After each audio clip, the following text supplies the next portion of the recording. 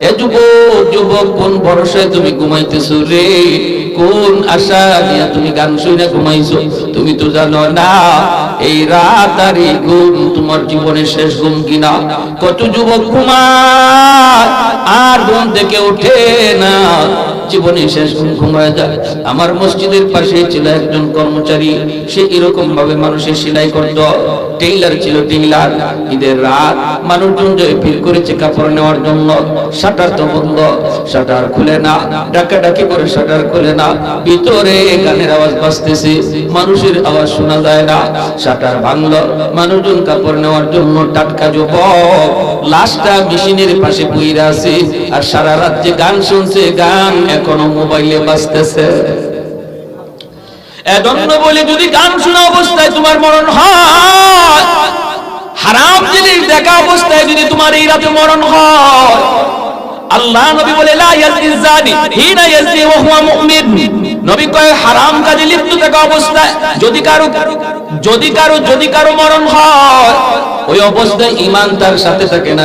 চুরি করা অবস্থায় ঈমান সাথে থাকে না, জিনা করা অবস্থায় ঈমান সাথে থাকে না, মদ খাওয়া অবস্থায় তার ঈমান সাথে না, গান শোনা অবস্থায় তার ঈমান সাথে থাকে না। ওই অবস্থায় যদি মালাকুল মউতের সাথে তোমার আমার সাক্ষাৎ হয়, বলো দেখি ঈমান তো তোমার সাথে গেল না। মুসলমানের ঘরে জন্ম নেওয়ার পরও তোমার ঈমান সাথে গেল না রে যুবক। চোখের সামনে কত যুবক কবরে চলে গেল, লেখাপড়ার সাথে কবরে চলে গেল, খেলাধুলার সাথে কবরে শুয়ে রইল। আজকে একটু তাকাও, মানুষ তো বৃদ্ধ হওয়ার টাইম পায় না, সাদা দাড়ি সাদা চুল মানুষ আজকে পাওয়া যায় না। বের হলে শুধু যুবক আর যুবক, মুরব্বী মানুষ সমাজে আর খুঁজে পাওয়া যায় না। কারণ কি? কারণ হলো মানুষ মুরব্বী হওয়ার টাইম পায় না, গড় আয়ু মানুষের কমে গেছে। আওয়াজ দেয়া বলে ঠিক কি না? যৌবনকালে কবরে ডাক, যৌবনকালে কবরে ডাক চলে আসে। এজন্য কোন ভরসায়, কোন আশায় তুমি গুনার কাজে এখনো মগ্ন, যেখানে আল্লাহ পাক কুদরতি হাত নিয়ে তোমাকে ডাকতেছে, যুবক যাস না, আয় আমি আল্লাহর দিকে আয়। ইয়া আইয়ুহাল ইনসান মা গাররাকা বিরাব্বিকাল কারীম। বান্দা তোরে কোন জিনিসে তোরে আমি আল্লাহ থেকে ভুলায় দিল? কোন জিনিস তোরে ভুলায় দিল?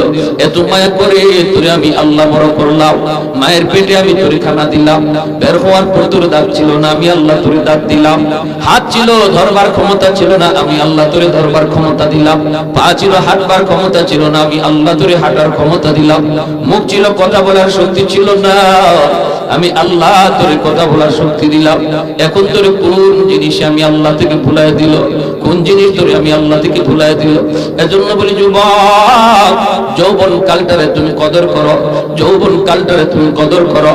যৌবনে তুমি মাথায় টুপি রাখো, যৌবনে তুমি মসজিদে যাও, যৌবনে খারাপ সঙ্গীদের সঙ্গ ছেড়ে যাও, খারাপ ছেলেদের সঙ্গ ছেড়ে দিয়া দাওয়াত ও তাবলীগের সাথে জড়িত নামাজি যুবককে তোমার বন্ধু বানাও, সময় কাটাও আল্লাহ ওয়ালাদের সাথে, উলামায়ে কেরামের সাথে, মসজিদের ইমাম মুয়াজ্জিনের সাথে, মাদ্রাসার ছাত্র ওস্তাদের সাথে তুমি সময় কাটাও আল্লাহর গোলাম।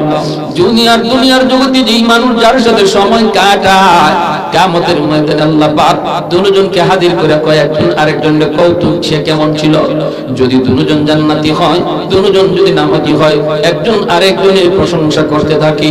মায়ার নবী বলেন, আমলের ক্যাটাগরি যদি বেশ কম হয়, একজন যাবে জান্নাতের উপরে আরেকজন নিচে, একজন জান্নাতের হাই ক্লাসে আরেকজন একটু নিম্ন ক্লাসে, আমলের ক্যাটাগরি ভিন্ন হয়ে যাবে।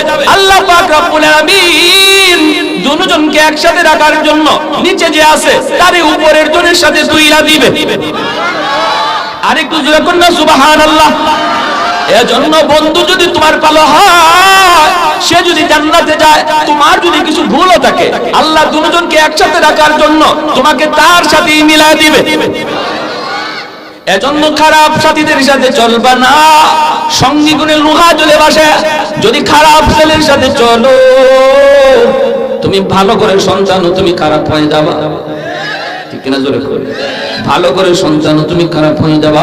বাবা কোনোদিন তোমার খারাপ চায় না, মা কোনোদিন তোমার খারাপ চায় না রে যুবক। সর্বদা বাপ মা সন্তানের ভালো চায়। যখনই তোমাকে কোনো আদেশ দেয়, উপদেশ দেয়, এটা তুমি অক্ষরে অক্ষরে মাইনো, এটা তুমি পালন কইরো। যদি না মানো একদিন নিজে বুঝবা জীবনের কত বড় ভুল তুমি করছো। এখন বুঝবা না, সামনের জীবনে টের পাইবা। কারণ বাপ মা হলো তোমার জীবনের পাওয়ার হাউস। পাওয়ার হাউস থেকে যদি লাইন ওকে করা হয় তাহলেই তো বাতি জ্বলে, ফ্যান ঘুরে।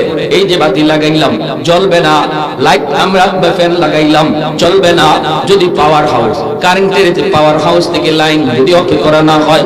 ঠিক তেমনি ভাবে তোমার আমার জীবনেও আল্লাহ পাক কিছু বাতি লাগাইয়া দিয়েছে, আর বলছে বান্দারে তোর জীবনের পাওয়ার হাউস হলো তোর বাপ মা। ওই মা বাবা থেকে জীবনের বাতির কানেকশন কইরা দাও, আমি আল্লাহ তোমার জীবনের বাতিগুলা জ্বালায়া দেব।